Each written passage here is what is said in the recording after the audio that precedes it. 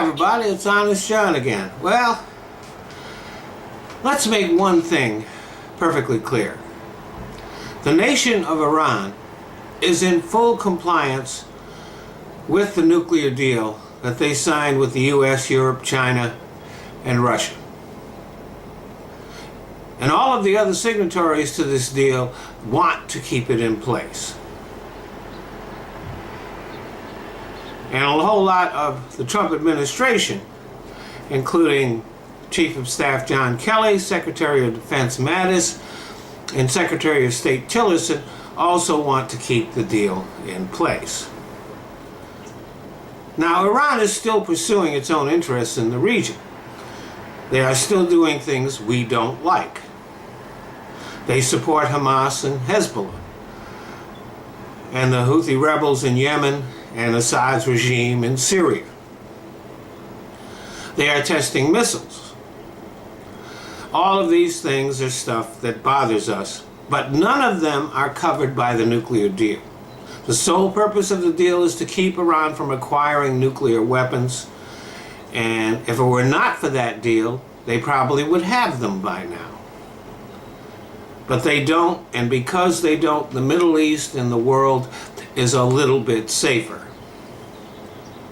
And there is less of a possibility of a war with Iran.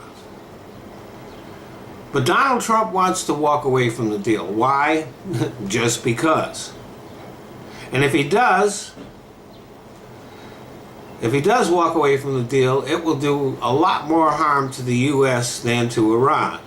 It will alienate our allies in Europe. It will cause confusion and mistrust. And it will leave us with no diplomatic options. Not only with Iran, but with North Korea. Why should North Korea come to an agreement with us when our word can't be trusted?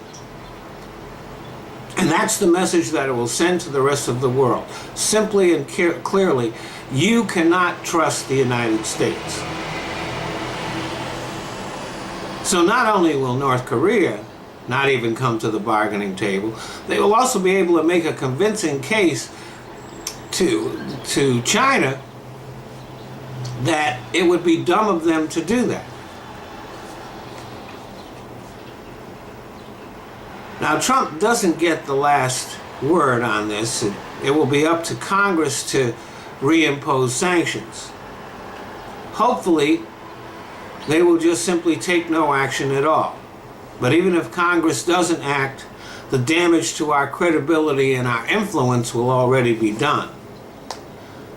We are a much weaker nation today than we were in January when Trump took office.